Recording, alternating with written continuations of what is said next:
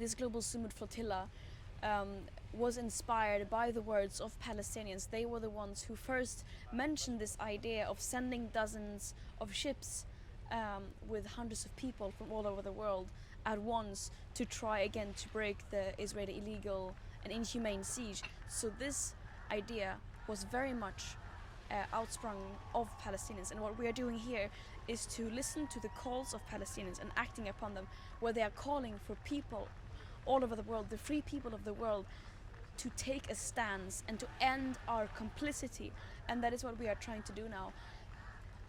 This is the very bare minimum we can do, and I am absolutely disgusted by how there are so many people who are unable to say anything, who are unable to do the very bare minimum, to even acknowledge the genocide, to even go to a demonstration, to even attend a protest, when people are fighting for their lives to survive and to sustain their families.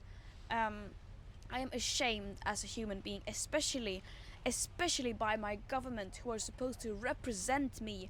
The Vice Prime Minister of Sweden a few weeks ago said that Israel is doing the world a favor. The fact that isn't getting more outrage is absolutely appalling. I am ashamed as a human being. I am ashamed as someone living in the Western world, how our governments are being complicit, and our complicity is worsening every day as this genocide is escalating, that we aren't able to do more, that the politicians aren't able to do the very bare minimum to uphold international law and to prevent even the worst war crimes from happening. This is a textbook example of how our systems have failed.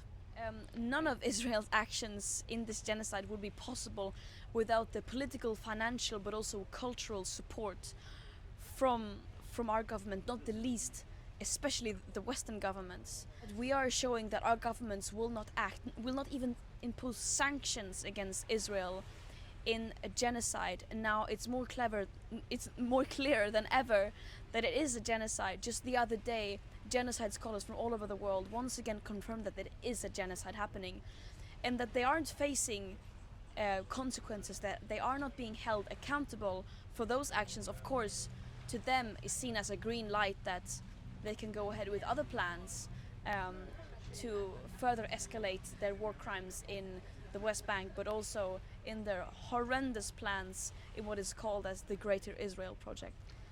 I for sure believe that if we reach a critical mass of people all over the world showing international solidarity, demanding and forcing their governments to take action and end their complicity, that will of course be a game changer, because, as I said, Israel is completely dependent on the support, financially, culturally, politically, that they are receiving from especially Western governments.